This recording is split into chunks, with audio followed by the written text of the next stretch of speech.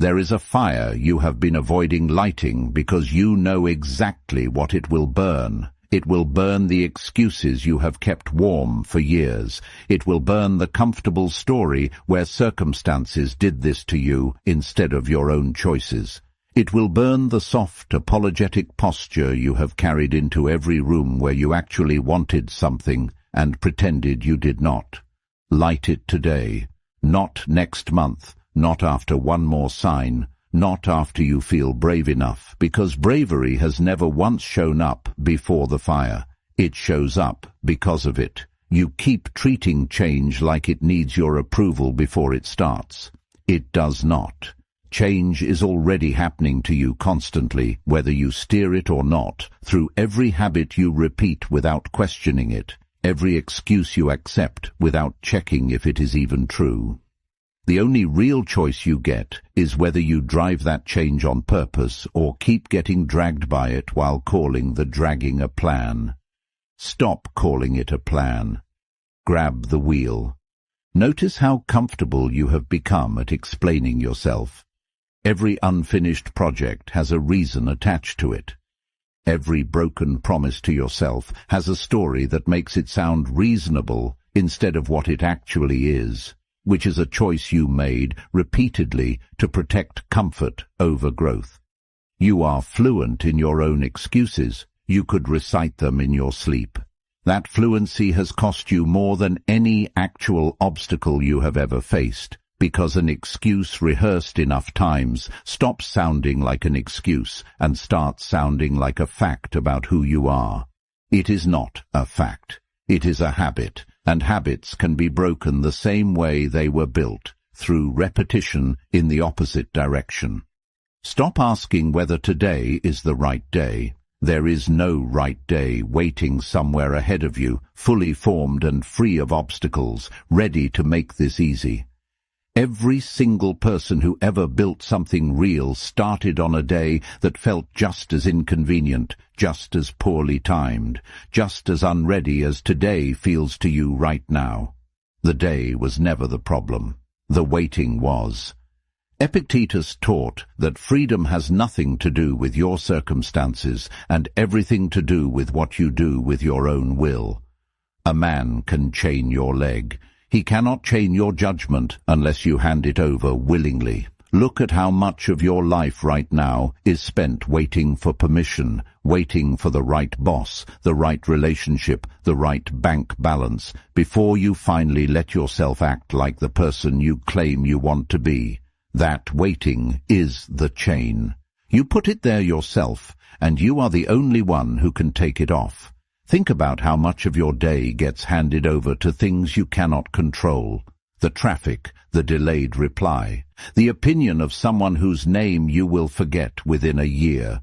You spend real energy, real attention, real emotional bandwidth on outcomes that were never yours to determine in the first place, while the one thing that was always fully yours, your response, your effort, your next move, gets left running on autopilot in the background. Reverse that ratio. Spend your energy on the one lever you actually control and let everything else fall where it falls. Ask yourself honestly, right now, what permission you have been waiting for that nobody was ever actually going to hand you. Write it in the comments before you keep going. Most people never even name the permission they are waiting for. It stays vague on purpose, because naming it would mean admitting how long they have been standing still for something that was never coming. Say it out loud, or type it out plainly, and notice how small it actually looks once it is stated directly, instead of hiding behind a general feeling of not being ready yet. I take my own permission. You are not behind schedule. There is no schedule. That is a fiction other people built to sell you their pace as the correct one, and you bought it, and now you punish yourself daily for not matching a timeline that was never real in the first place. Burn that fiction along with the rest. The only timeline that matters is the one you actually control, starting from wherever you are standing right now, not from some imaginary point you think you should have already reached. Seneca warned that people spend their days as if an endless supply were coming, guarding money fiercely while handing out hours to anyone who asks for them. You do this constantly without noticing. You give your best hours to scrolling, to rehearsing arguments that never happened, to worrying about things you cannot touch, and then you wonder why the work that actually matters never gets the energy it needs. Hours are not renewable. Spend them like it. Look at your last 7 days honestly. Count the hours that built something and the hours that simply disappeared. That number will tell you more about your actual priorities than anything you have ever said out loud about what matters to you. Tell me the biggest thief of your time this past week, the one you already know the answer to before you even finish reading this. I spend my hours on purpose. Every obstacle you are avoiding right now is not blocking your path. It is your path. Marcus Aurelius wrote that the impediment to action advances action, that what stands in the way becomes the way forward once you stop treating it as an interruption and start treating it as the actual material you are meant to work with. You have been waiting for a clear road before you start moving, and there has never been a clear road for anyone who ended up building something that lasted. The obstacle is not in front of the work, it is the work. Think about the last time something difficult actually happened to you. Not the story you tell people about it now, softened and packaged for sympathy, but what actually happened in the moment, the fear, the confusion, the part where you almost gave up. You did not give up. You are here. That means you already have proof, direct and undeniable, that you can move through difficulty and come out the other side functioning. Stop acting like you have never done this before. You have. You just forgot to give yourself credit for it. Every setback you have ever faced taught you something you would never have learned from a smooth, uneventful path. The friction is not punishment. It is instruction, delivered in a language most people refuse to sit still long enough to actually learn. Stop treating difficulty as a sign you took a wrong turn. Sometimes difficulty is simply the toll charged at the entrance of anything worth reaching, and refusing to pay it does not get you there for free. It just means you never get there at all. Consider how differently you would treat obstacles if you actually believed, all the way through, that each one was sharpening something rather than punishing you. Most people flinch at the first sign of resistance because they interpret it as a verdict on whether they should be doing this at all. Reinterpret it instead as information about exactly where your current capacity ends, and treat that edge as the precise location where the actual growth happens. Nothing sharpens against a surface with no friction. Name the hardest thing you have already survived, the one that proves you are more capable than the excuses you have been making lately. I move through it. Talking about virtue and living it are two entirely different exercises, and only one of them costs you anything. Musonius Rufus insisted that philosophy meant nothing if it stayed in the realm of clever talk and never touched the actual conduct of a life. He pushed his students toward real discomfort, real labor, real tests, because a person who has only ever discussed discipline in theory has no discipline at all, just vocabulary. You know this pattern in yourself. You can explain exactly what you should be doing. You have read the right things, watched the right content, nodded along at the right moments. None of that has moved you an inch. Only the doing moves you. Stop consuming more material about the change you want to make. You already have more than enough information to start today. What you are missing is not another insight, another framework, another breakdown of the science behind habit formation. What you are missing is the willingness to do the uncomfortable thing right now with the knowledge you already possess, instead of collecting more knowledge as a socially acceptable way to keep delaying. Notice the specific feeling of relief that comes from opening one more article or one more video instead of starting the actual task. That relief is the trap. It feels like progress because it borrows the same emotional signature as genuine forward motion, but it produces nothing beyond a slightly larger pile of information you already had enough of an hour ago. There is a specific kind of person who has watched 100 hours of content about discipline and practiced none of it. And that person always mistakes the watching for the doing because the watching feels productive, feels like progress, feels like effort spent in the right direction. It is not. It is a comfortable substitute wearing the costume of preparation. The gap between knowing and doing is the only gap that has ever actually mattered, and it is the one gap most people spend their entire lives avoiding by staying busy on the knowing side of it. Tell me one thing you already know you should be doing that you have been researching instead of simply starting. I do instead of discuss. Standing your ground when it costs you something is the only test of conviction that actually means anything.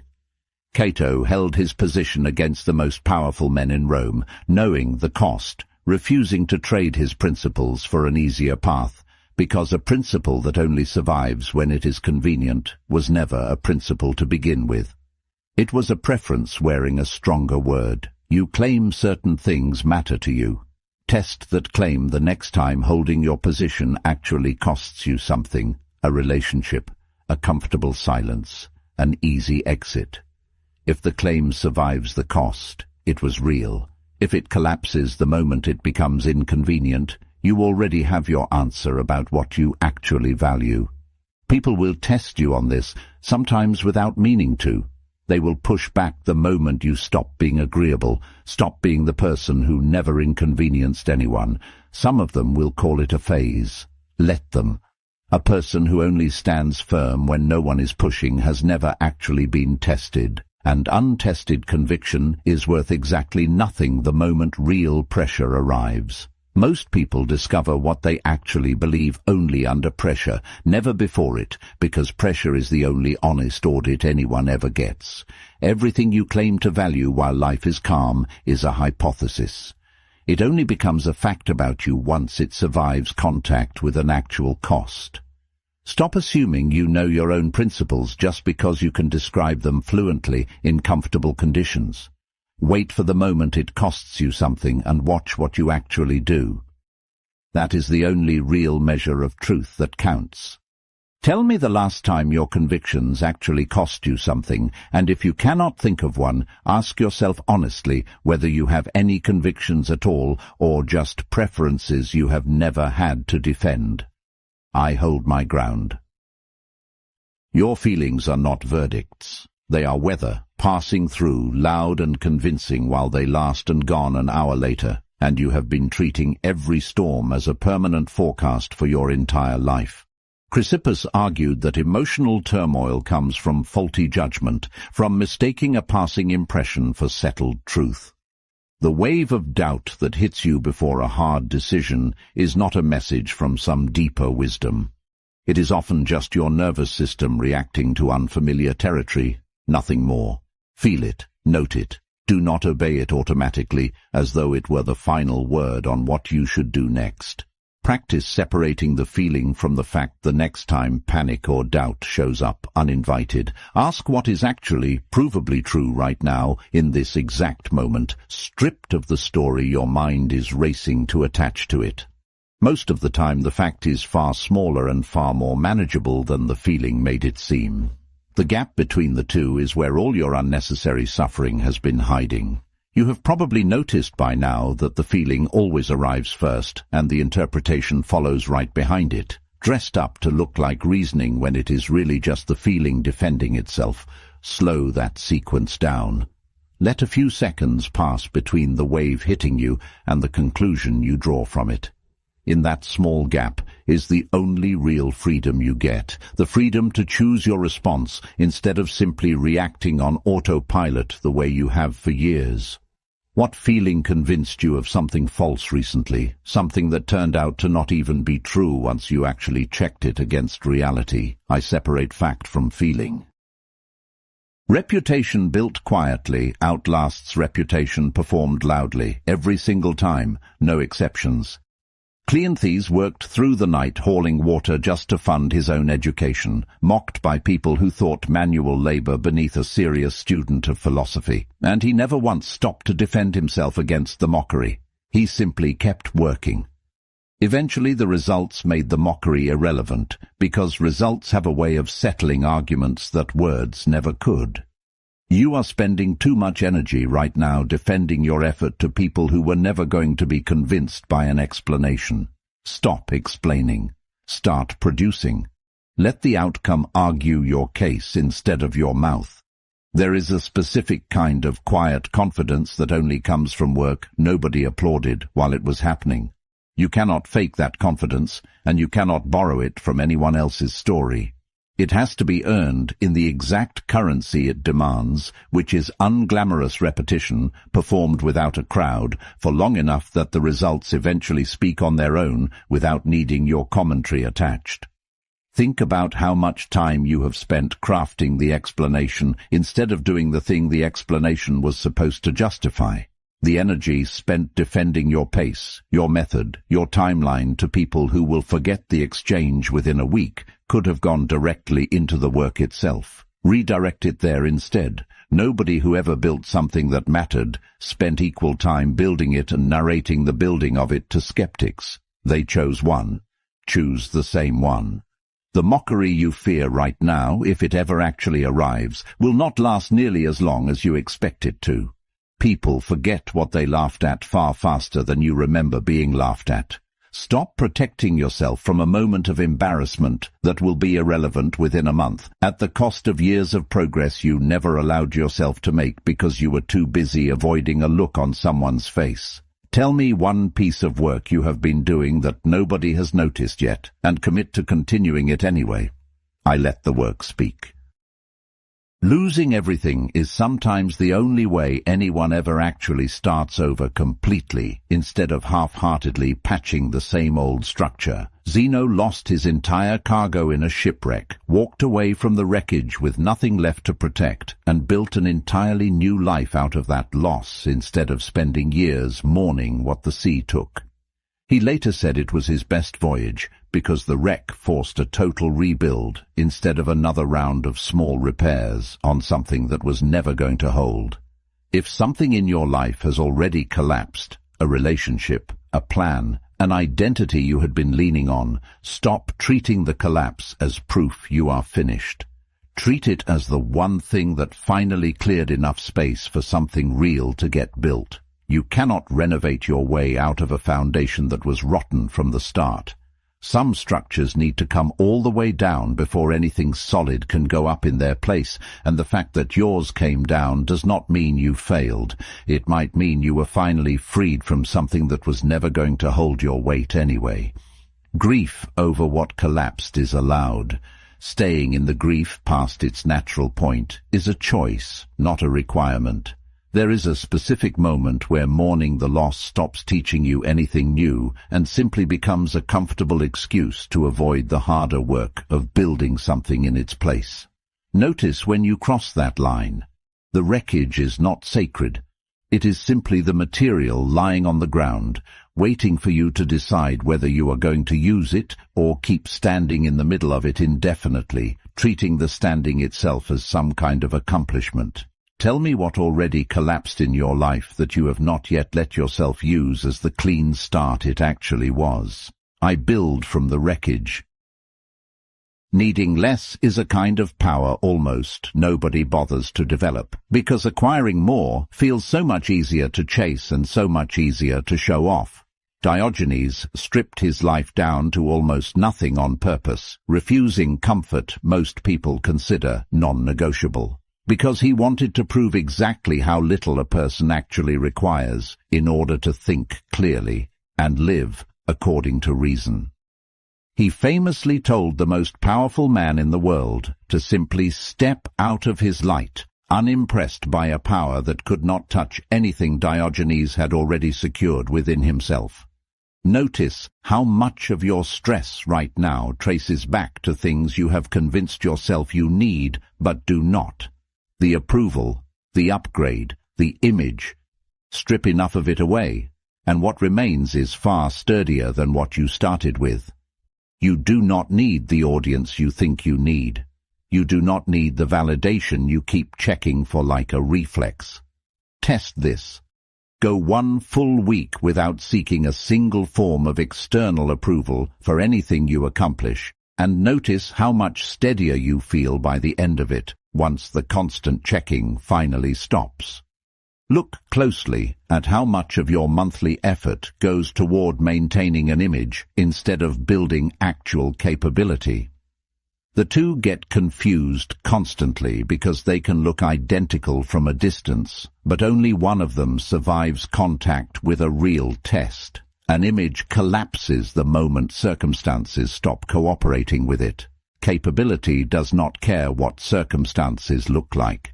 Choose to spend your limited energy building the thing that holds up under pressure, instead of the thing that only ever looked good while nothing was actually being tested. The less you require from your surroundings to feel stable, the less power any single circumstance holds over your entire day. Most people have built a life so dependent on a dozen small external conditions lining up correctly that one bad morning is enough to derail everything. Build the opposite. Build a stability that does not ask permission from the weather, the traffic, or a stranger's opinion before it shows up. Name one thing you have convinced yourself you need that you could actually live without starting today. I need less than I think. Character was never something fixed at birth, locked into place before you ever had a say in the matter. Hecatto argued that virtue could be taught, built deliberately, the same way any skill gets built, through repetition and correction over time. If that is true, then whatever weakness you have been calling a permanent part of your nature is not permanent at all. It is simply unpracticed. You have practiced the excuse 1,000 times, which is why it comes so easily. You have not practiced the discipline nearly as often, which is why it still feels foreign and uncomfortable. That discomfort is not proof discipline is not for you.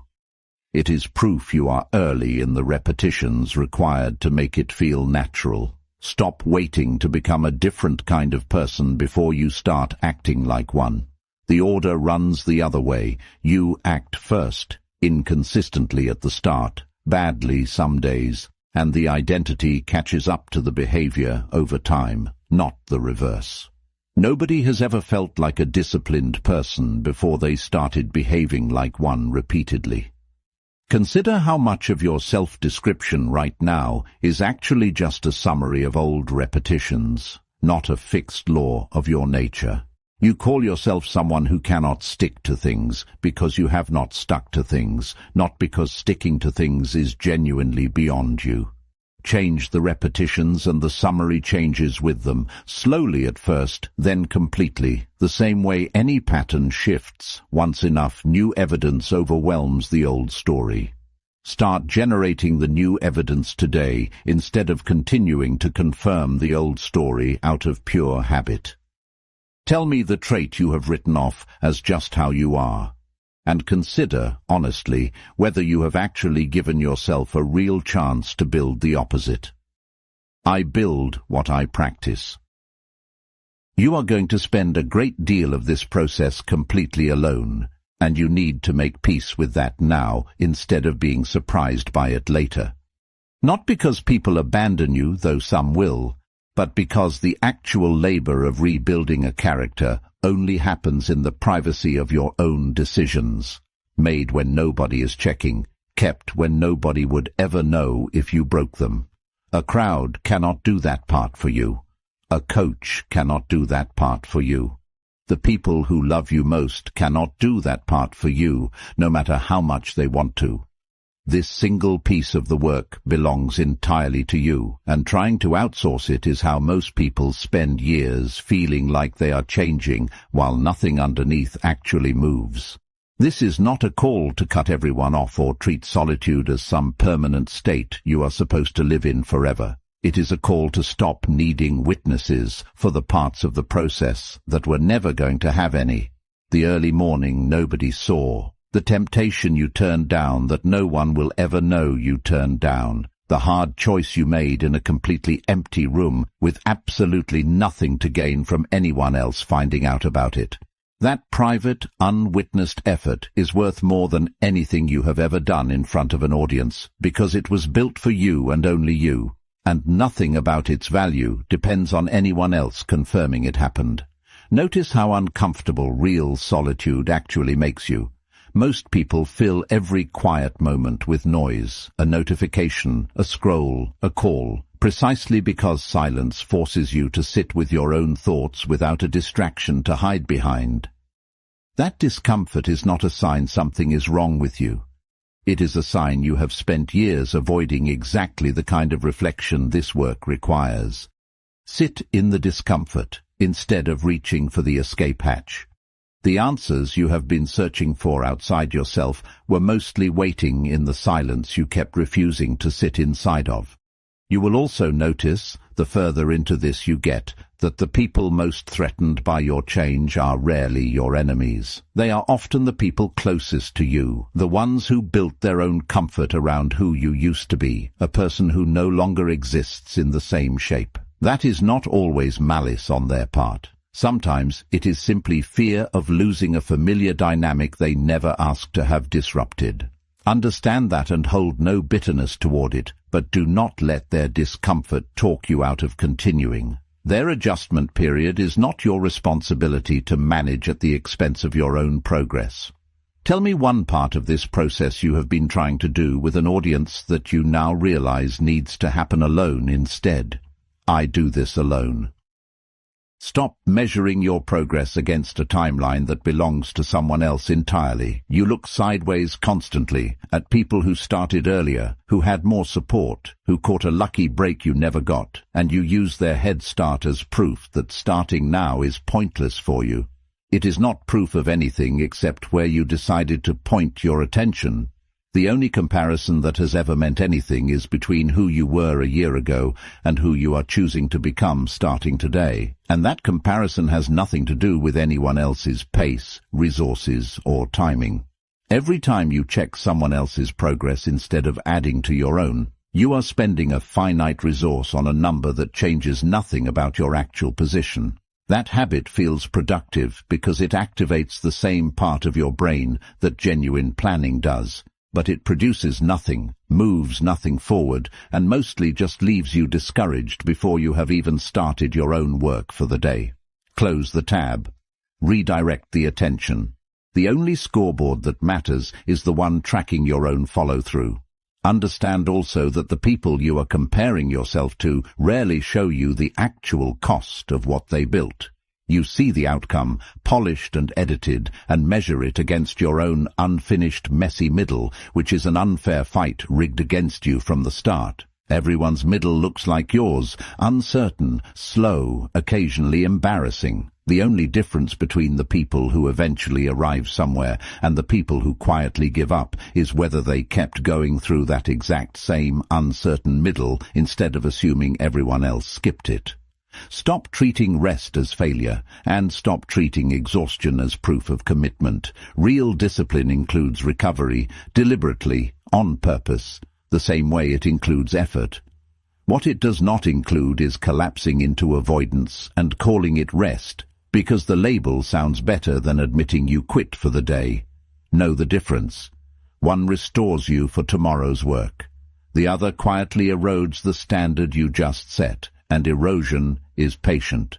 It does not announce itself. It simply waits until one day you look up and the standard is gone entirely, without a single dramatic moment marking the exact point where it slipped away.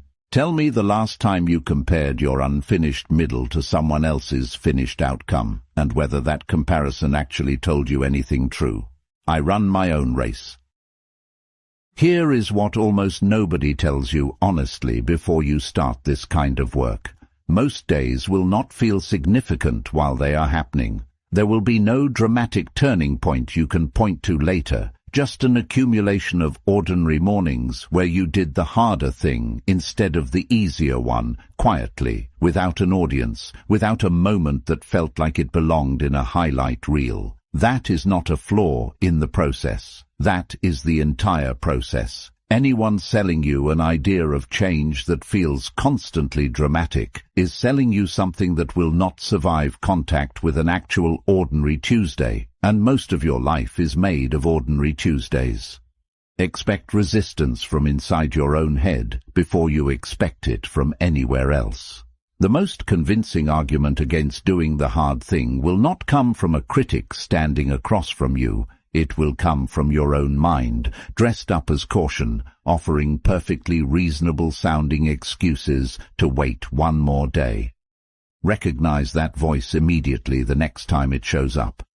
It has been winning against you for years, not because its arguments are strong, but because you have never once challenged them out loud.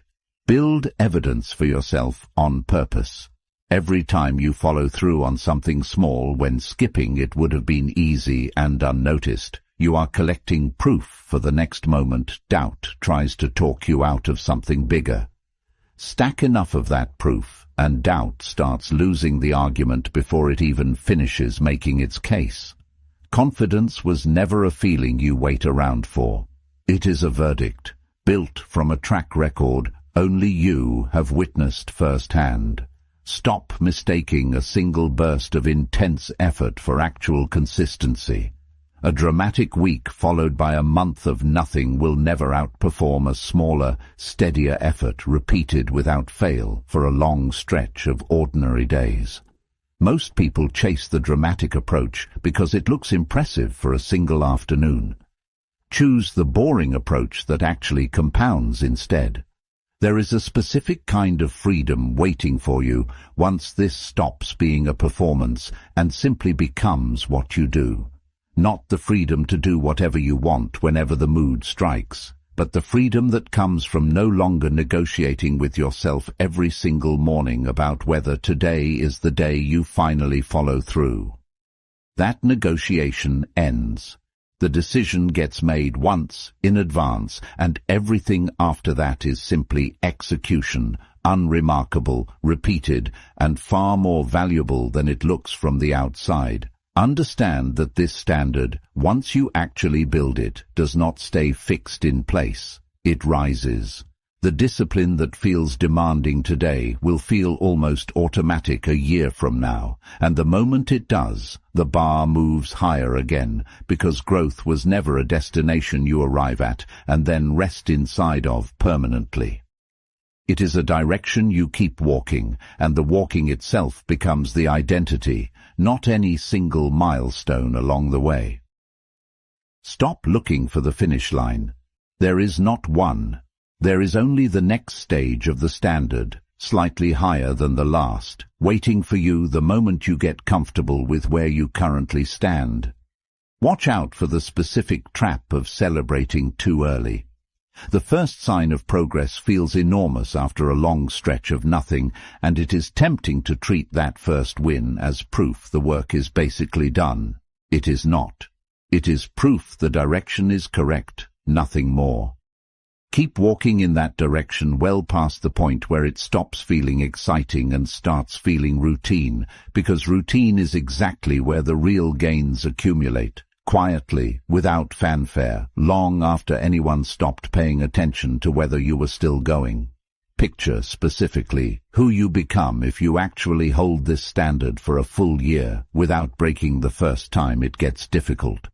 Not someone with no bad days, no setbacks, no moments of doubt, but someone who shows up anyway on the days it would have been easy not to, because showing up stopped being optional the day the decision was made. That person is not luckier than you. That person is not more talented than you. That person simply stopped negotiating with the same excuses you are still negotiating with, one ordinary day at a time, until the refusal to quit became automatic instead of effortful.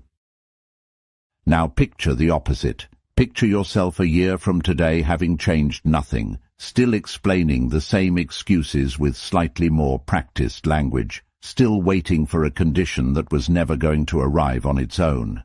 That outcome is available to you as well. It is, in fact, the default outcome if you close this and let the feeling fade without acting on any of it, the way you have let similar moments fade 100 times before. The only thing standing between those two outcomes is the very next choice you make once this ends, not next week, not tomorrow, right now.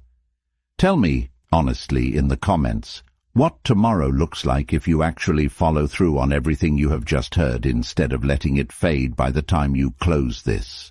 I follow through. The fire is already lit. What happens next has nothing to do with permission, an audience, or the right conditions finally lining up in your favor. It has to do with the next choice you make the moment this ends, alone, in whatever room you are standing in right now. Make it count.